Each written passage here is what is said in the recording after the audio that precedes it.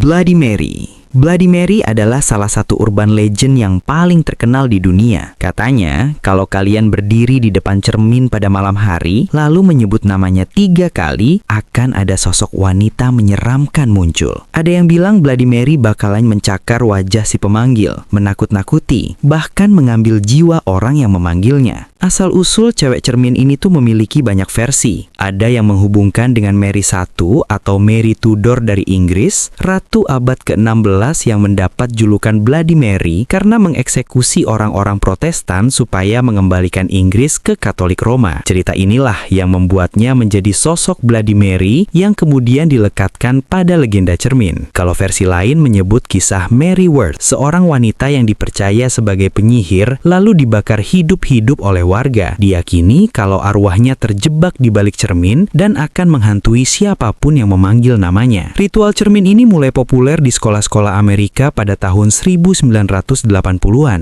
Anak-anak menantang diri mereka untuk memanggil Bloody Mary di kamar mandi sekolah, dan banyak yang bilang mereka melihat bayangan samar di cermin setelah melakukannya. Kalau kalian berani coba gak? Kalau gue sih gak dulu ya. La Llorona.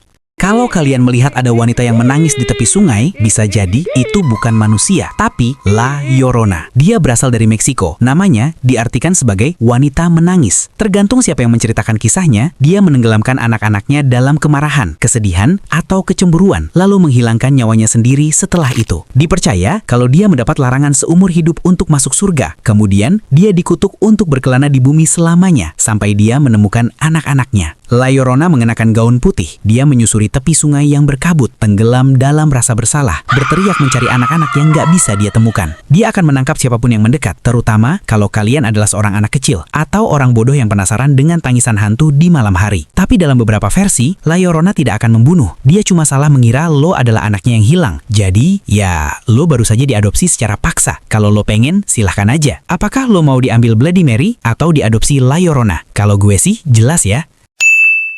Tenome.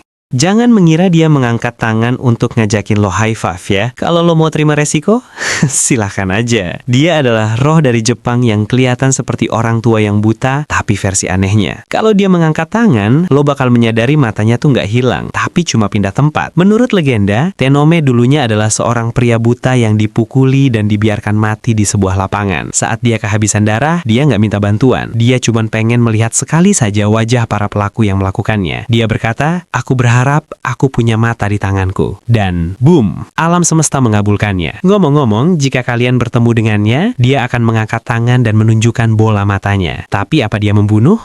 Gue rasa enggak. Tenome muncul untuk menakut-nakuti. Dia menyerap rasa takut. Jadi apa yang harus dilakukan kalau lo ketemu sama dia? Simple. Jangan dilihat. Yah, sesimpel itu.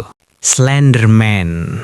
Slenderman adalah sosok jangkung kurus, gak punya muka tapi punya lengan panjang yang sering digambarkan pakai jas hitam. Dia dipercaya sebagai makhluk gaib yang memburu anak-anak, menculik mereka ke dalam hutan dan membuat mereka menghilang. Tapi, berbeda dengan legenda sebelumnya, Slenderman ini urban legend modern. Dia pertama kali muncul di forum internet Something Awful pada tahun 2009 dalam kontes foto yang diikuti oleh Eric Knudsen atau Victor Search. Di foto itu menampilkan sekelompok anak-anak yang lagi bermain dengan sosok tinggi kurus di belakangnya. Dia juga menambahkan caption fiktif seolah-olah semua anak itu menghilang diculik oleh Slenderman. Nah, penyebaran semakin luas ketika muncul video YouTube seperti Marble Hornets hingga game populer. Hal itu yang membuat Slenderman berkembang seolah-olah karakter itu memang mitos kuno. Lebih parahnya lagi, ada kasus nyata yang memperkuat Slenderman. Pada 2014, 2 anak perempuan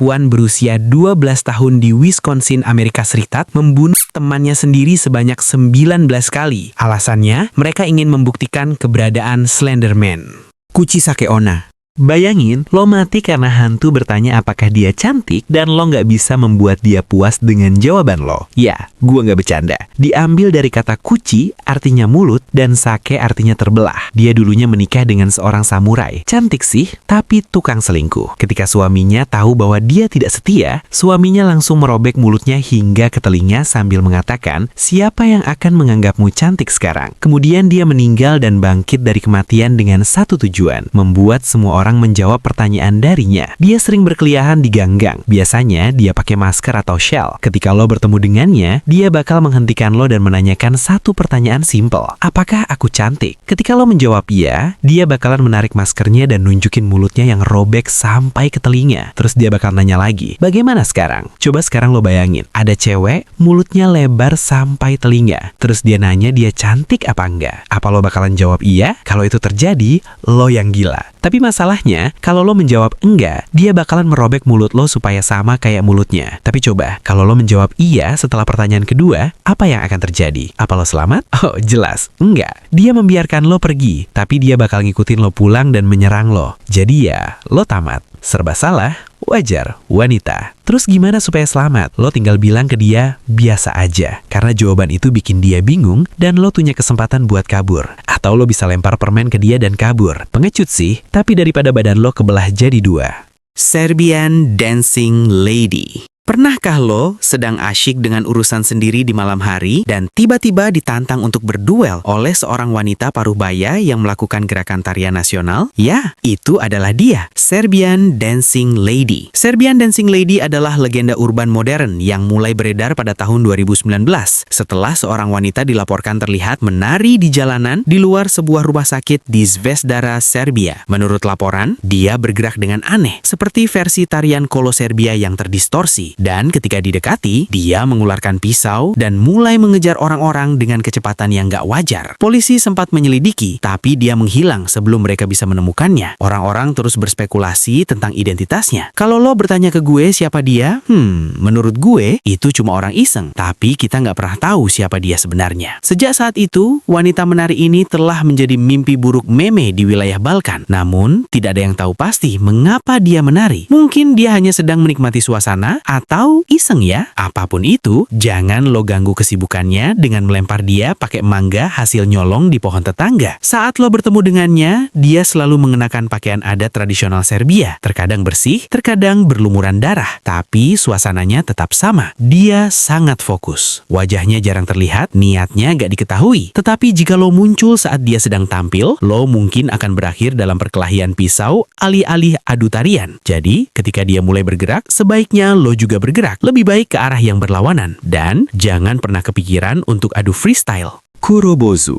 Bayangkan ada seorang pria botak yang bau apek mengenakan jubah hitam lengkap menyelinap ke kamar lo di malam hari hanya untuk menjilat seluruh wajah lo seperti seekor anjing dan meninggalkan telinga lo basah kuyup. Sangat menjijikan bukan? Tapi itulah Kurobozu yang secara harfiah berarti biksu hitam. Sayangnya dia di sini bukan untuk membuat lo mimpi indah, tapi dia di sini untuk merusak sistem kekebalan tubuh lo. Menurut laporan, Kurobozu adalah sosok humanoid bayangan yang bentuknya samar-samar seperti biksu Buddha, tapi tidak ada yang benar-benar bisa melihatnya dengan jelas. Tangannya tidak jelas, wajahnya seperti binatang buas, lidahnya panjang. Begitu lo melihatnya, lo akan mulai muntah karena baunya saja. Saksi mata mengatakan dia berbau seperti tuna busuk bercampur sampah busuk. Bisa lo bayangkan baunya gimana? Pasti sangat harum. Jadi, jika kamar lo mulai berbau seperti pasar ikan, dia mungkin ada di dalam rumah. Rutinitasnya biasanya sederhana. Dia menunggu sampai semua orang tertidur, lalu masuk dengan diam-diam. Dia merayap ke tempat tidur lo, membungkuk, dan mulai menyedot nafas langsung dari mulut lo. Kadang-kadang dia bahkan memasukkan lidahnya ke telinga lo. Dan meskipun nggak meninggalkan bekas, ia meninggalkan jejak penyakit. Korban yang mengalami kunjungan berulang kali sering jatuh sakit secara misterius. Yang masuk akal, mengingat mereka telah dicium secara paksa oleh seorang biksu misterius di kamar tidur mereka. Jika itu tidak membuat lo mual, cobain aja sendiri. Tapi gue yakin lo nggak akan pernah bisa tidur nyenyak lagi setelah mengetahui pria menjijikan mungkin telah menjilati telinga lo di malam hari.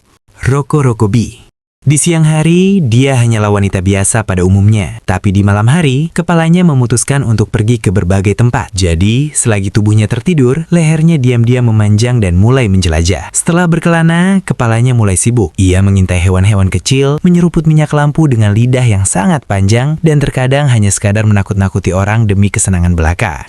Dasar setan kurang ajar. Terdengar menyenangkan, bukan? Oh, Jelas tidak, karena ini sebenarnya adalah sebuah kutukan. Nama Rokurokubi secara harfiah berarti leher katrol, yang mungkin terdengar seperti masalah tulang belakang, tetapi kenyataannya ini adalah hukuman supranatural. Kadang-kadang karena berselingkuh, kadang-kadang karena diselingkuhi. Beberapa Rokurokubi tidak memiliki ingatan tentang transformasi malam hari mereka. Mereka bangun dengan rasa lelah dan bingung, serta menyalahkan mimpi. Namun, Rokurokubi lainnya sadar sepenuhnya. Dalam cerita-cerita lama, sosok ini bahkan tidak dianggap sebagai monster, melainkan hanya sebuah jiwa yang berkelana di malam hari dengan menyamar sebagai kepala yang melayang. Hal ini bisa terjadi pada siapa saja. Jadi ya, dia bukan Rapunzel, tapi jika lo pernah berteriak turunkan rambutmu, berdoalah dia tidak salah dengar menjadi turunkan kepalamu.